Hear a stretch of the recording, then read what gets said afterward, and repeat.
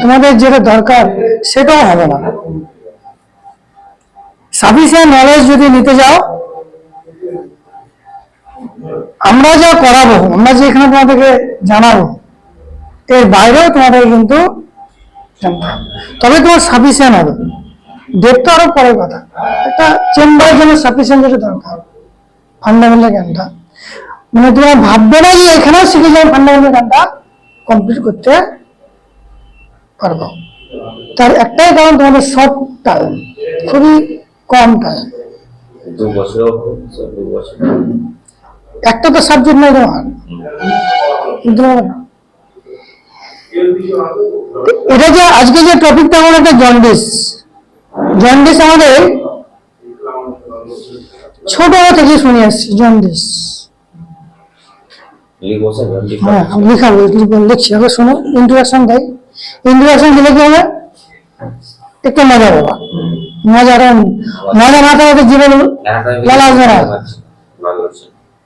তো জন্ডিস হচ্ছে এমন একটা জিনিস, যে জন্ডিসটা আমরা প্রথম থেকে শুনে আসছি, জন্ম থেকে একটা জন্ডিস হয়, জন্মের পরে জন্ডিস হয়, তাই তো? যেটা জন্ম থেকে জন্ডিস হয়, সেই জন্মটা একটা নিওনেটাল জন্ডিস বলা হয়। নিওনেটাল জন্ডিস কি বলবো, প্রত্যেকে নিওনেটাল জন্ডিস নিয়েই জন্মগ্রহণ করে। তাহলে এটা কোনো প্যাথোলজি না, এটা ফিজিওলজি। তাহলে আমি এখানে প্যাথোলজিটা ফিজিওলজি পড়াবো কেন? প্র্যাকটিস অফ মেডিসিন যে টপিকটা, এখানে প্যাথোলজিটা আসছে কেন? আসছে এই জন্য, আমরা চেম্বারে যেটা পাই, আমরা যেমন পাই তোমরাও তো পাবে। যখন বাচ্চা মায়ের পেট থেকে ভূমিষ্ঠ হয়, তার স্কিনটা একটু অবজার্ভ করবে, নিউ বেবিতে ইয়েলিশ কালার হয়, সারা শরীরটা হলুদ রঙের থাকে।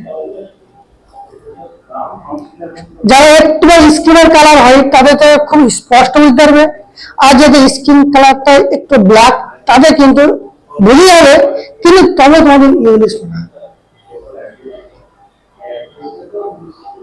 তো নিওনেটাল জন্ডিসে আমাদের একটা রেঞ্জ আছে, সেই রেঞ্জের মধ্যে যদি তার বাড়ে প্যাথোলজিতে, তখন আমরা মেডিসিনে যাব, আবার ওই মেডিসিনে। কিন্তু এখন মানুষ এত সজাগ হয়ে যেটা ভুল করে, আর ডাক্তার সেটা সুযোগ নেই, নেবে না।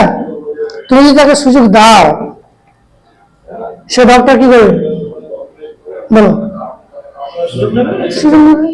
কারণ এখন তাই তো সুযোগের মার্কেট, উইদাউট মেডিসিনে শুধু অ্যাডভাইসে তার কিন্তু ট্রিটমেন্ট হয়ে যাবে, কিন্তু তোমাকে এমন ভাবে নার্ভাস করে দিবে যে তাকে তুমি ভিজিট করতে বাধ্য।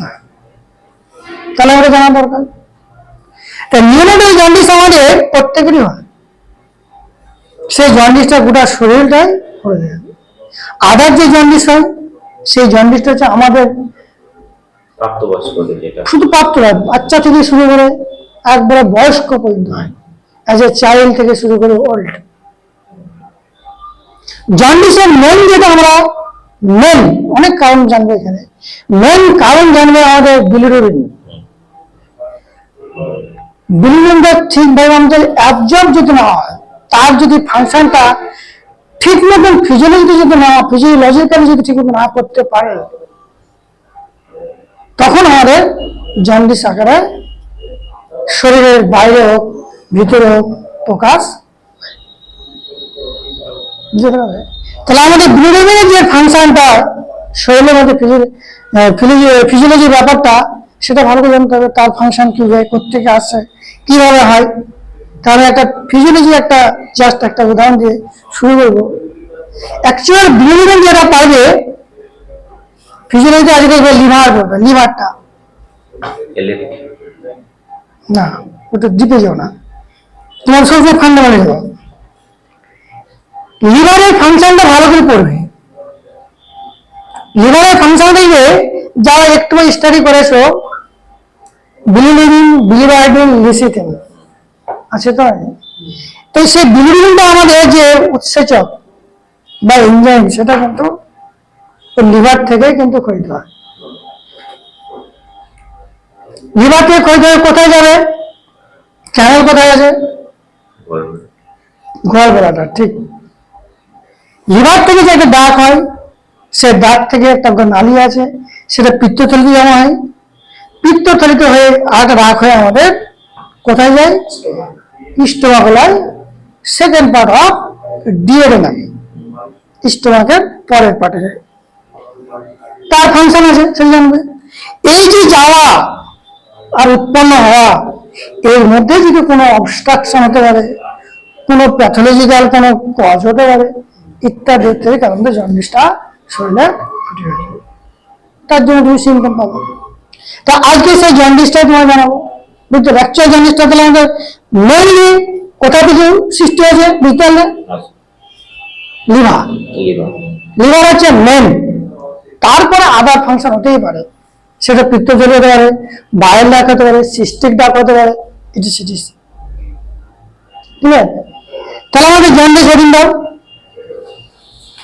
প্যাথোলজিতে।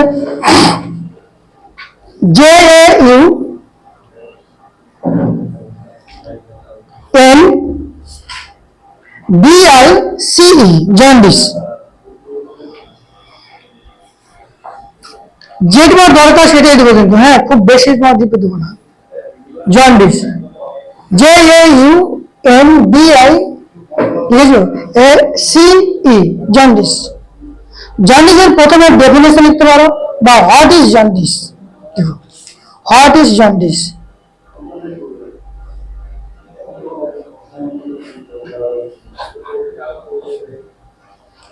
লিখো,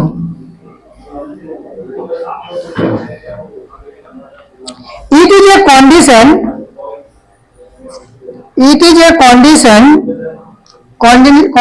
spelling CONDITION, condition characterized, CHARACTERIACD, characterized by Eolis, লিখেছ,